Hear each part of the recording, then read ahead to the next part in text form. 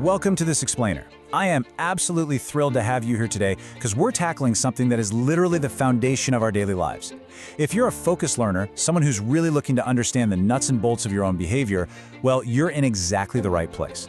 Today we're diving into a fascinating module called Architecting the Self, the Anatomy of Habitual Influence.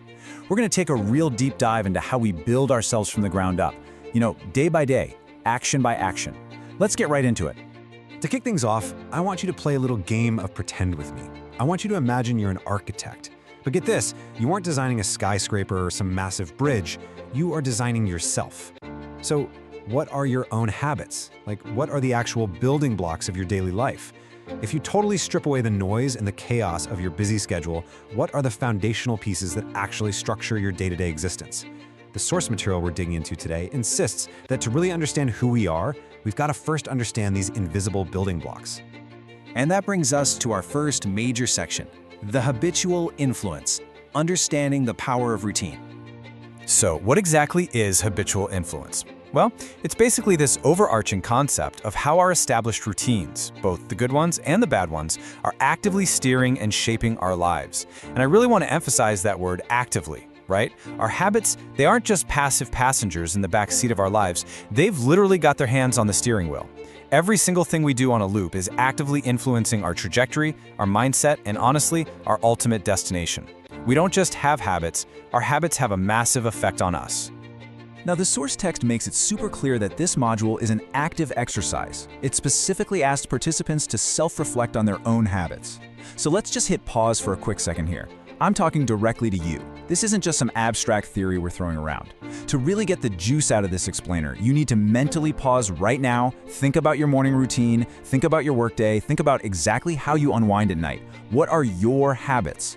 We've got to shine a big, bright spotlight on those automatic behaviors before we can even think about working with them. Okay, once you've got a few of those habits in mind, we move on to section 2, categorizing, good versus bad. It's time to sort your blueprint. The text explicitly guides us to categorize these routines into the good and the bad. So I want you to mentally take the routines you just thought about and toss them into two totally distinct, contrasting buckets. Over on the left side, we've got the good habit. These are the actions that build you up, maybe they bring you clarity or improve your health. And then over on the right side, the bad habit. You know the ones, the actions that just completely drain your energy, distract you, or tear down your progress. It sounds super simple, right? But forcing yourself to consciously draw this hard line, it's actually a really profound step in self-architecture. Now for the really crucial question, how does each habit influence you? Because it's definitely not enough to just vaguely know a habit is quote-unquote good or bad. You've got to evaluate the specific, unique influence that every single individual habit exerts on you. For example, does that bad habit of scrolling through your phone late at night totally wreck your sleep, which then completely ruins your mood the next day? Or on the flip side, does the good habit of a quick morning walk influence your focus at work? You literally have to trace these lines of influence. Moving right along to section 3, the anatomy of habits, dissecting our behaviors. If we truly want to understand all this influence, we have to slice open these behaviors to see what really makes them tick. So we're shifting from the macro level of our whole day all the way down to the microscopic anatomy of how a habit is formed in the first place. The source text breaks this down into what it calls the essential components. That means every single habit you just sorted into those good or bad buckets earlier, they are all constructed from the exact same universal set of parts. Let's look at a direct quote here. The text states that the participants would look at the essential components of habits that include thoughts, words, and habits. This is huge, guys. It proves that our routines are not just spontaneous actions that pop out of nowhere. No, they're the end result of a highly specific internal anatomy. A habit is a composite structure, and if you want to change it, you've got to look at the exact ingredients that went into making it in the first place. And that perfectly tees up our final section, thoughts, words, and action, the core triad. The causal sequence here is laid out super plainly. Step 1 is thoughts. Step 2 is words. Step 3 is habits. This right here, this is your behavioral blueprint. It's a straight-up linear progression. Our internal thoughts literally structure our spoken words, and then those words eventually solidify into our everyday habits. You simply cannot have the final structure, the habit itself, without first pouring the foundation with a thought and framing it with words. So let's break down that first step. Step 1, thoughts, the foundation. You see, the architecture of the self begins at the most microscopic, totally invisible level, inside our own heads. If your foundational thoughts are chaotic or super negative, like say you wake up and immediately think, ugh, I absolutely cannot handle today, well, the entire structure you build on top of that is going to be wobbly at best. The source text makes it crystal clear that true self-reflection has to dig all the way down to this foundational level.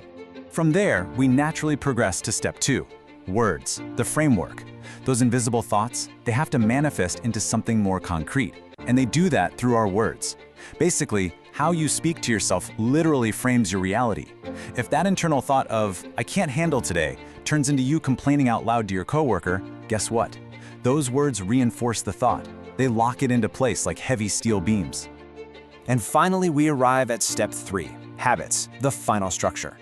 When you mix that initial thought with those spoken words, it solidifies into an action.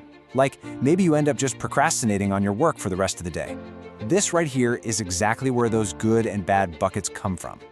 They are the finished buildings on the skyline of your life, completely constructed from the thoughts and words that you allowed to take root. All right, as we wrap up this explainer, let's do a quick rundown of the module summary. We've learned that mastering the architecture of the self means using a very active pipeline. First, you've got to self-reflect on your personal habits. Then you have to bravely categorize the good and the bad ones. Next, you need to clearly understand how each one is deeply influencing you. And finally, you have to trace them all the way back to their core components, the thoughts that started them, the words that framed them, and the habits they ultimately became. I want to leave you with one final, kind of lingering question today. What kind of self are your current thoughts and words architecting? Seriously, if you look at the exact thoughts you've had today and the words you've spoken today, what kind of building are they actually constructing? I really encourage you to keep this guided self-reflection going long after this explainer ends. Take control of those foundational components and start architecting a self you are genuinely proud of. Thanks so much for learning with me today. I'll catch you next time.